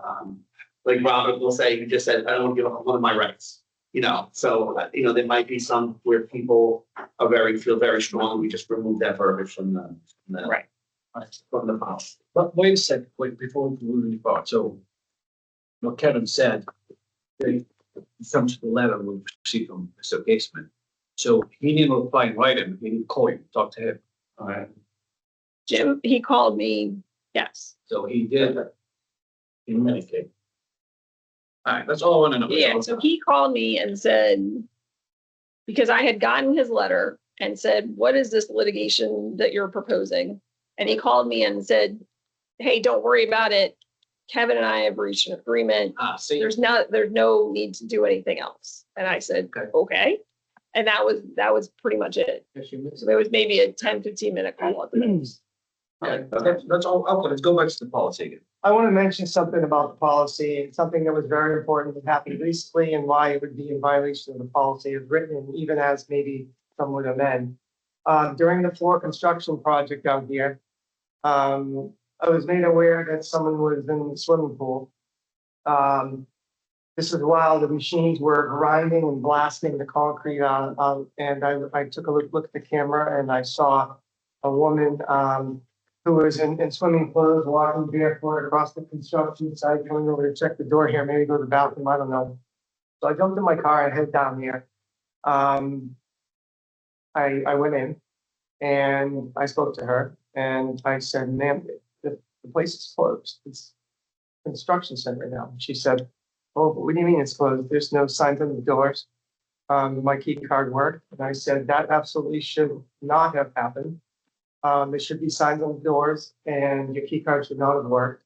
But it is in fact closed. She was very upset. She needs to do her swimming for her back. She was a snowbird. She had no idea. And it said it was e-blasted to the residents. She said, oh, I have that next, I have that HOA thing. I didn't get anything. So she doesn't know the difference between the HOA and the CDD, and she doesn't have the CDD blast. She had the HOA one, and she didn't know about our website. So, but she was very understanding, and she packed up and left. And I gave her information about how she could subscribe to eBlast and how she could find the website. But the bottom line is, I immediately went onto the community Facebook page where almost all residents that live here, or a huge percentage of them, are on, and I made an informational post with a disclaimer that the pool was indeed closed. And for safety, people shouldn't use it. And I would find out why we don't have the locks locked down and signs and things on the doors. And I had those 2 issues resolved as soon as possible. But the bottom line is, I share information about the community, and that would not be acceptable. So, I mean, it's not like we dig in and stuff like, so I don't see what is the big deal. First of all, it's not, no one of us thought like any kind of business that it's not even talked about before, as I was mentioning. That's just an example, whatever he puts like, hey, after this meeting, he have the right to say like, hey, we're reading this and this and this, it's a public meeting, am I right? Like, Yeah, well, that's what I'm trying to do. Yeah. Is say, No, you guys can do that, and we're gonna tell everybody that that's not official district standards and official district communication. So hopefully it will lessen the records request that is really a burden for you guys. no, it's fine. I mean, But if you don't mind responding to the records request. so, no, never said. So the thing is, I find it like interesting how this is a big deal. I mean, again, William, you understand we do a business. William used to have like unofficial CDD meetings. We never complained about it. We have me, I have the room full of, but I said nothing wrong with it. And from in the community, what is wrong with it? So because Kevin, he posts something, no, it's a problem. Then that's why, you know, I'm saying. I get it, and these are some great provisions and asks.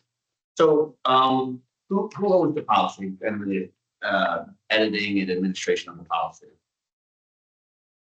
That's the lawyer. Yeah. Well, I don't, You guys approve it or? No, if someone adopt these changes, and then we can have it for next, and then, we can read through it one last time, and then. Yeah, she can make, basically like, you work on something like this. Rate them, delete those other Yeah, items. if everyone else has suggestions, send They it can to send it to Amy me, yeah. and Michelle. Okay. And then that way we can do it, because I don't think anyone is gonna adopt the policy as is. And we clearly need to see it redlined, and if there's any other thoughts that come to us, because this is probably like the first time anyone's discussed it amongst each other here, so. Yeah, I think that's a good idea. The next, we get it out on the agenda. Yeah. Month. Kevin, if you want to send electronically and then that way easy to kind of red Yeah, yeah, line. yeah. And then if anybody else has any comments, questions, then Since we're talking about policies, just popped up in my head now. I think, I don't know if you guys agree with this, so Michelle's going, you know, probably take the initiative to start with the policy. I mean, I think that's neat. Like, or like something, hey, we're going to sue you, I'm going to sue you. I don't think it's for board members to like be through this kind of pressure. I don't know what you guys think about, like, let's say everybody has the right to sue anybody else, right? Sure. It's not fair to sue Ron because of the CDD matter, so something that he did with CDD, and he's gonna pay for that. First of all, that's not fair. Second of all, well, nobody will sue and see it in this board anymore. I'm trying to say, sure, it's gonna be spent. So I think we should consider a policy. If anything, have something to do with lawsuit against board members, the district will have to cover all that. you've got coverage already. You have officers coverage from your We're insurance. talking about the insurance. Yeah. Talking about like, if we go like specific, let's say Martin, somebody comes out to money, he says something in the district, above the district, before who's gonna pay for those costs up front. Well, so that would still, if that happened, I would go to your insurance company, and the good news about it is it's part of what you're already paying them for. So they don't give you any additional cost. They would just, as long as it has to do with the district, you're going to have coverage. So I got a question. Now, hypothetically, let's just say that your insurance company says, no, it doesn't, it's not district related, then you as a board would always have the opportunity to address it at that time and say, well, we think it is. So we're gonna pay Michelle or, a different special counsel to take care of it. So I have a question in relating to the policy. And so if, I'll use Kevin. If Kevin posts now, we adopt a policy and say, this is the official place that we talk official business. This is all out in the ether, it's all personal. Kevin put something up there and it's his account. So I'm sure he has people that are friends and people who can't see stuff and people who can. And it is in the Isle of Bayview member thing, but that's not CDD anyway. And someone decides to sue for what he said. And he said, I'm not suing Kevin, the chairman. I'm suing Kevin personally. But but now we're saying Kevin's not acting in an official capacity of the board, but yet he is being targeted by a community member saying he is acting as a board member. And now he gets sued, making this up. Should the board back Kevin and pay for his legal, even though we're saying? It's gonna go to your DNO policy. Okay, so that's, so Whether the insurance covers it or not. well, that's, yeah, so now that means the next part, if we go, I'm just saying Kevin for fun. So I know, I'm just picking on Kevin, so picking on Kevin still. If they go to the insurance policy and they say, oh, no, your policy says that's not CDD business, and anyone can sue anybody, and I'm not saying yes, no, or do it or don't. Should the board have, I'm asking, should we feel any responsibility as a community to back, we don't have qualified immunity. Should we have anything that supports our board members? Beyond if the insurance says no. I mean, I think you'd have to look at that case by case, right?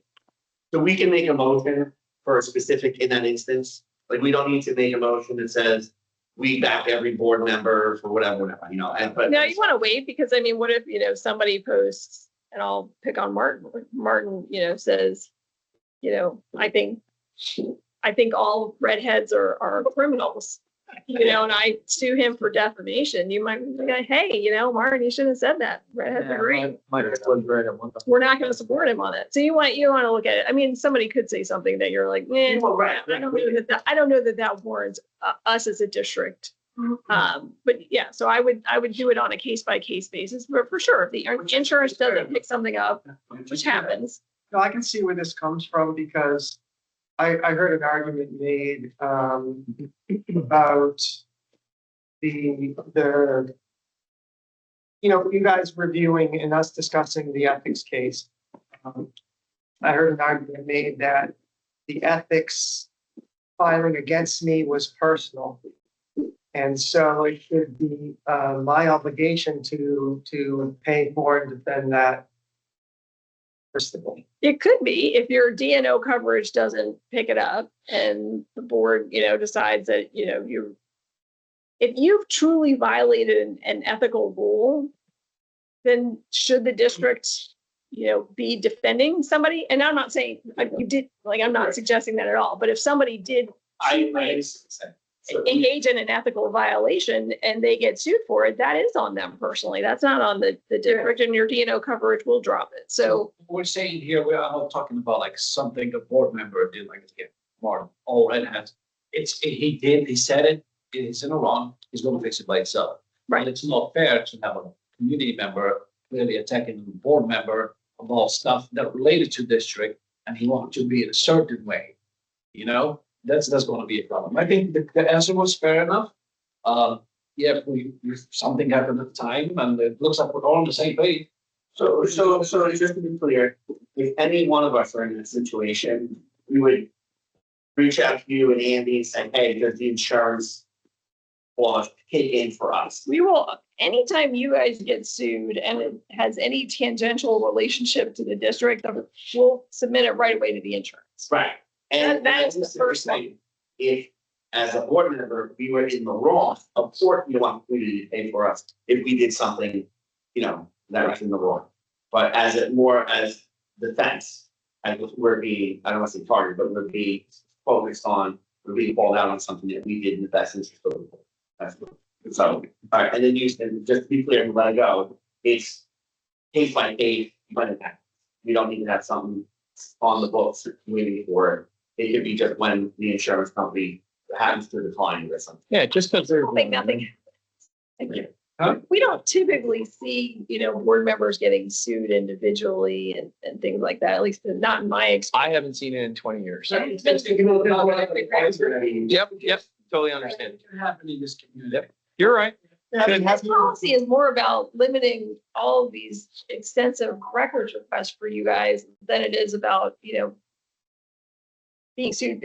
It's more about limiting the records request and avoiding a lawsuit about a records request than it is about, personal actions that you guys are taking. Listen, when you guys are posting this, the concept that has been raised that when you post something on social media about that may be district related, that it has to go to every single person.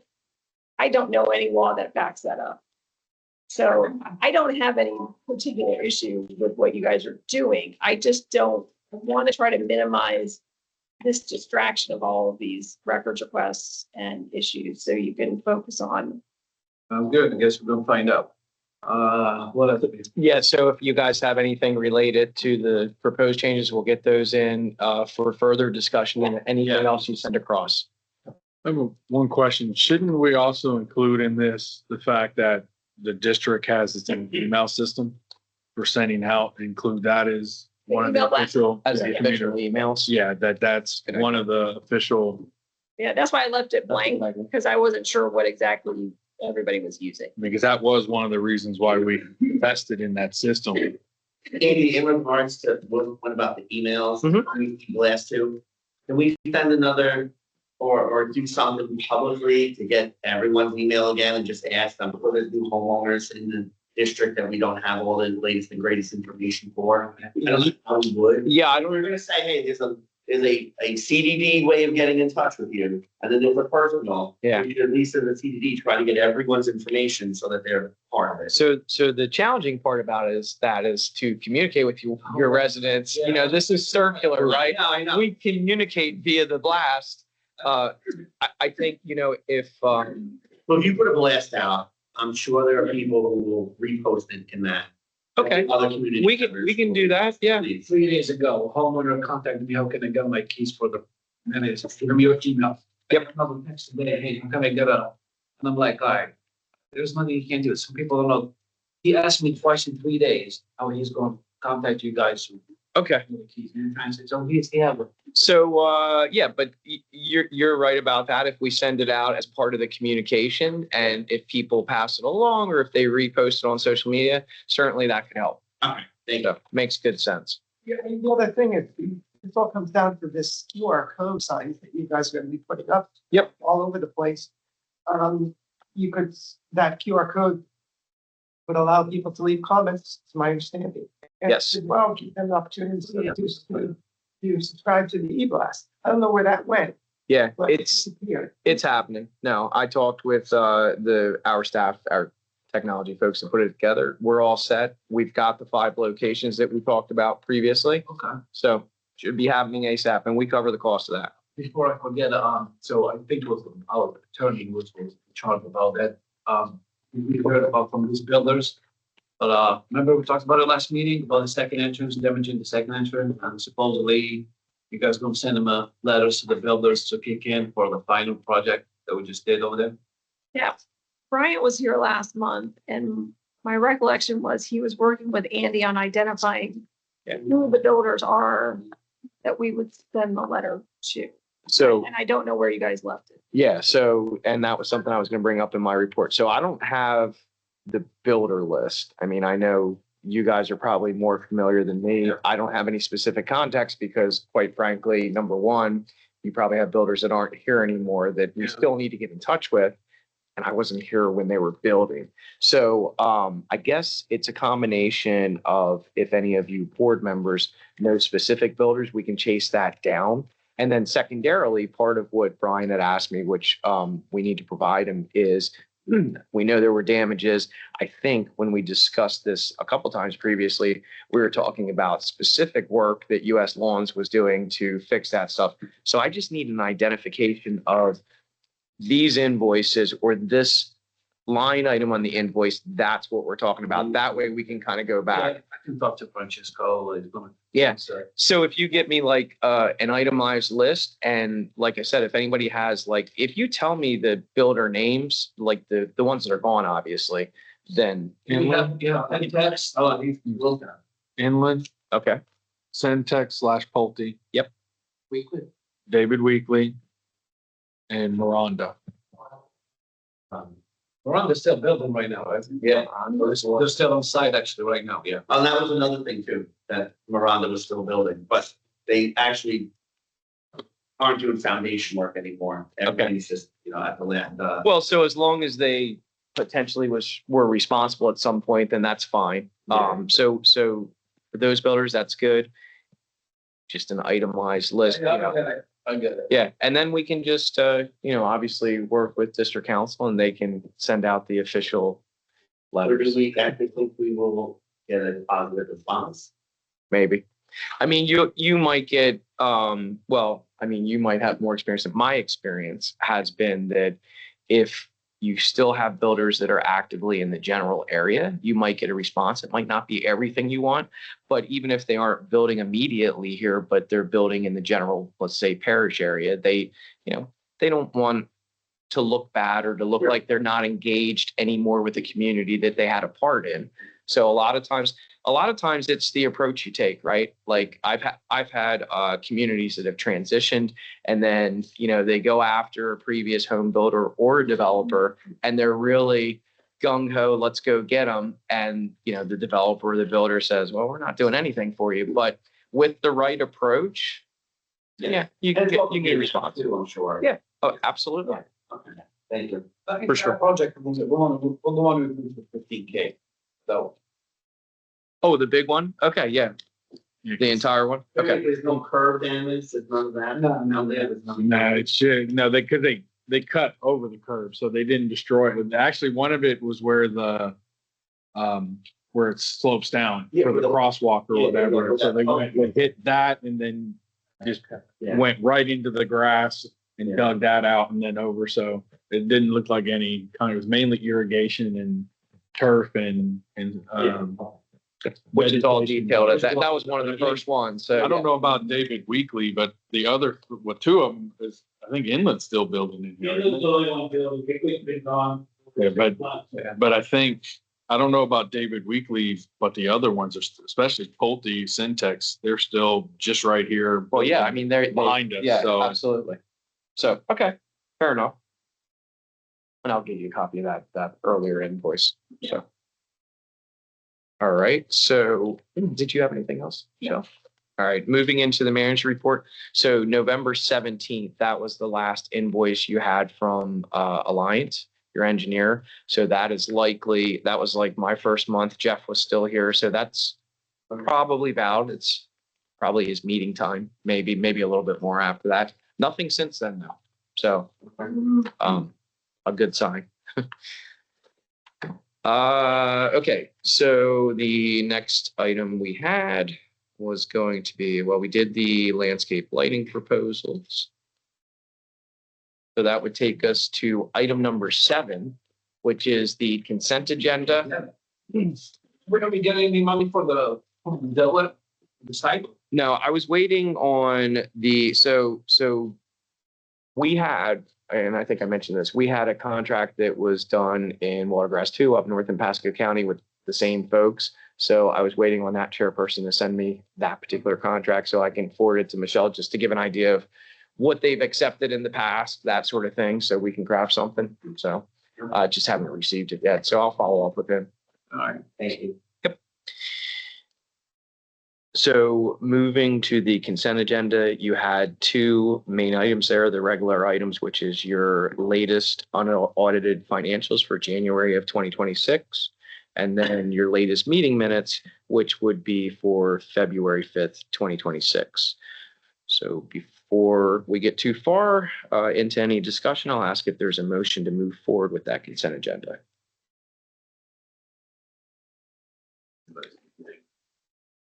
No, I have no concerns or questions. Okay. Is that a motion? Motion to approve. Fair enough. Do we have a second? Seconded. Any additional comments, questions? All right, hearing none, all in favor? Aye. Any opposed? Okay, that motion carries. That would take us to item 8, which is our shade session to discuss security camera upgrades. So at this time, this would be a closed session in order for you to discuss these security measures. So You guys gonna have a good one.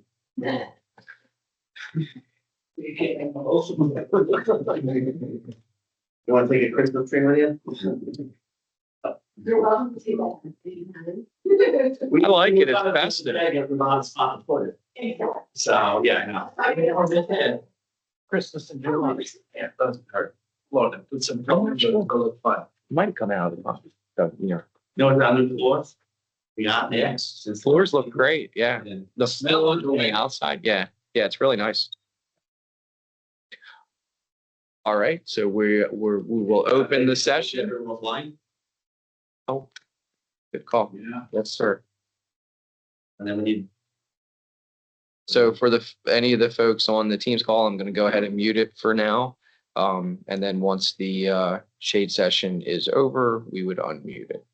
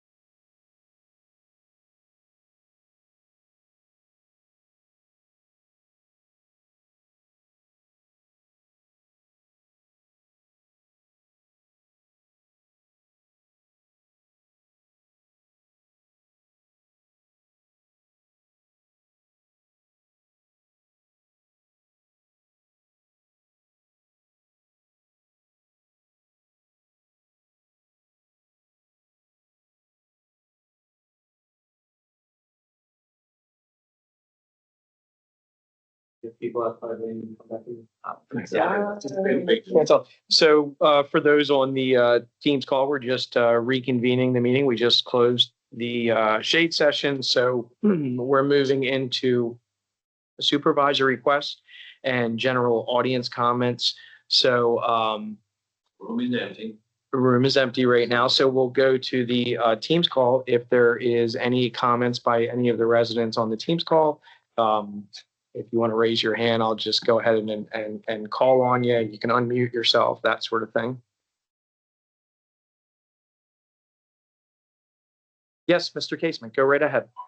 Good. Can you hear me? Can hear you great. Yep. Fantastic. Hey, Michelle, can I clarify something with you? You have Michelle your there? 3 minutes. Yeah, so you can. Thank you. I just want to clarify that when Kevin was asking you about the phone call I had with the resident, that he said that no agreement was reached. Yes. Okay. All right. So I'm gonna present something to all these board members, but first I'm gonna reach out to the mediator because I have all this in writing on what was agreed to prior to Michelle getting involved, and everything that you were told by Kevin is completely disingenuous. Having said that, I want to thank Kevin for giving me Exhibit 1 in a Section 1983 civil rights lawsuit, because you talked about, you gave an example about how you went to the community center and you saw there was a safety issue and you posted it on the Facebook page so other residents would be aware of it. Well, the problem, Kevin, is you've blocked me from those posts. So while you're posting to the whole community about something about a safety issue, you have violated my civil rights by blocking me and not allowing me to see that. That is viewpoint discrimination. It is a classic Section 1983 civil rights suit.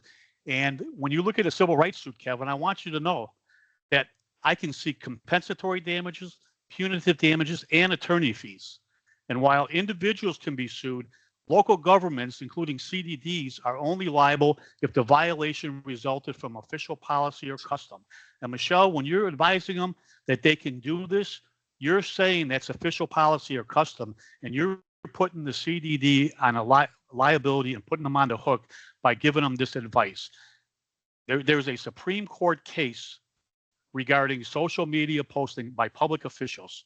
He cannot do this. He cannot violate a constituent's constitutional First Amendment right of free speech. So when we had an agreement with this other person, it was to alleviate all these concerns and stop this, but he backed out of it, and now you're going to face the consequences. Thank you. All right. Thank you, Jim. Any other comments from residents on our Teams call? If you want to raise your hand, I'll go ahead and call on you. Okay, not seeing any additional hands, so we'll turn over to our board members here in the room for any additional supervisor requests or comments. We can start down at this end and move our way down the table. Sir, if you had anything today? No. No, sir. Kevin? So I assume that's enough to contact the insurance company, what we just heard, Michelle? I mean, he hasn't put anything in writing. He just thinks. I understand that, but in the past, and I guess, sure. Prior council, it was requested that we inform insurance companies as soon as there's an inkling of potential lawsuit so that they can, open up a case and start storing information. This has already been done before in previous issues, so. Yeah, I can reach out. That's I appropriate. think that was pretty definitive statement that we just heard about intent. Okay, so that, and then, just people, at least one, maybe there were more, were invited tonight regarding,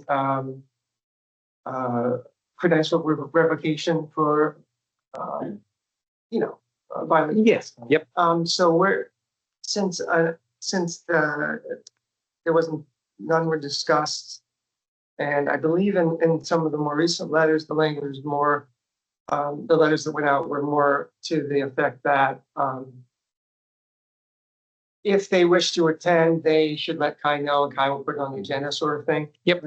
So where does that put us with current suspensions that I guess there's been no response, no one came here, we didn't talk about it tonight, if they suspended. essentially what, we don't talk about it. Yeah, well, so from how I've seen it handled elsewhere, and I'll let Michelle weigh in, but generally speaking, if you send a letter to somebody, they are suspended and they don't respond, they don't show up, that sort of thing. You're within, what would be normal to keep them suspended until they do reach out. Or if for some reason you said, hey, let's clear these up. We've had 10 people that have never responded, but it's also been 6 months or a year. You could always do that as well. Okay. The only other thing I'll say is, obviously the tree is still there. I've been really busy, haven't had the opportunity to look up the racks and the bins that we talked about. If anybody wants to volunteer to take over that responsibility, we obviously already approved the Whenever you're ready. Take your time, because I have no clue. I probably know better than you know, so I just take your time. No rush. That's it for me. All right. Sure. There's no need to have a Zoom calls. I would put in motion, if the boards agree to discontinue that, and it would be only for, let's say, a vendor or board member that couldn't make it to the meeting. Okay. If you're gonna have a board member, I think you'd have to have it open for all. So we have a motion. Do we have a second? And just for clarification, only because we use Teams, this would be telecommunication. Yeah, gotcha. Do we have a second to that motion? What is the actual motion? To discontinue using technology for people for general attendance of the meetings outside of vendors, or when a supervisor might need to telecommunicate in, that would be open to the general public as well. We're pretty much saying that this is the form, you have to come to the meeting to. And then, but we also, to be clear, we now have the recordings. That'll be something that if someone wants to. Yeah, and just to fill people in on the whole recording thing, because I think that's part of this conversation. Now that we're gonna have this ability and have good audio and video available, and Andy, we still have to work on where that's going to be placed, but Gotcha. But Bill Ying, I want to thank him very much. He was gracious enough to spend time with me and do a single run through with his laptop on all this equipment. The problem is we weren't able to get together, with Andy to do a dry run on the actual your interface with our stuff. And Bill is willing to help us do that again. We got to set that up, either show up, special Andy at the next meeting before to meet him and I, and we can set up like a test meeting an hour before the meeting that comes from you. Okay. That we can work this out. He was coming 45 minutes before the meeting. Okay. To help me get to that point, but unfortunately he got tied up in a work call, and that's why he rushed down at the very last second trying to help us out. But sure, we just weren't able to work out the kinks on that. So makes that's sense. another reason why this works. I think that what they're proposing. And Yeah, we're gonna have no issue with it. Long sound actors recording. Yeah, I mean, just I'll state on the record, I can tell you that it is more not the usual to have Zoom or Teams. And I mean, I personally managed, 10 districts at my last job, and we had one that had a Zoom option. And then in my current job, we have 3 now that I'm managing. And, so it's not unusual. Yeah. I mean, it was mostly a COVID thing. Are we getting a second? Is there any cost to having this or doing it? No. I mean, so through my work, we have Teams, so there's no additional cost. Yeah. I'll second it. Okay, seconded. Any additional discussion? I just want to make one other comment, just to make sure it doesn't, and we're not officially giving up.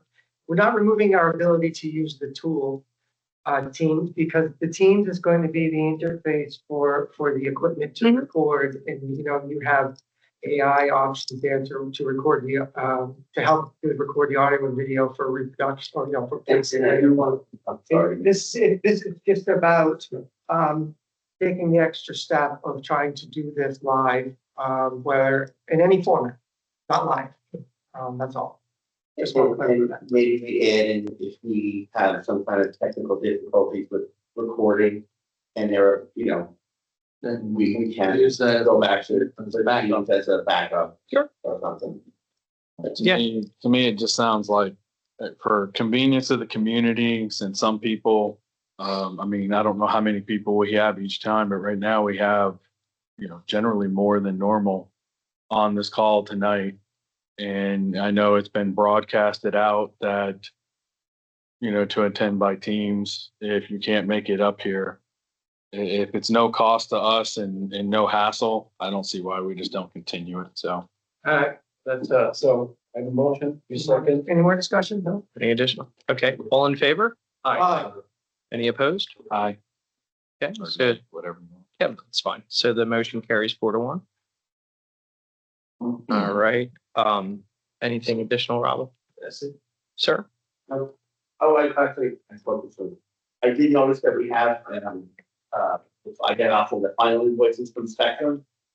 In the. Yeah. Can we make sure those are the actual final, nothing comes in? After that, I know we're. Yeah, well, I mean, On this forever. yeah, we've got the official cancellationers as well. The equipment was returned, so. We're done with the. Thank you very much. We'll hope.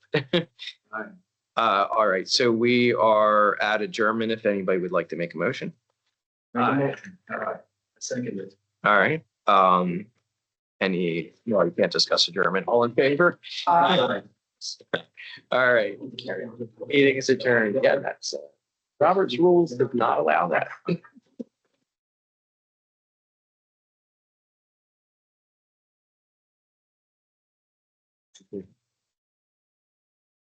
Yeah. Yeah, I'm 11 minutes old to management thing. It's just 4. I'll get it back. I'll get this blur. Just keep practicing. That's all I can do.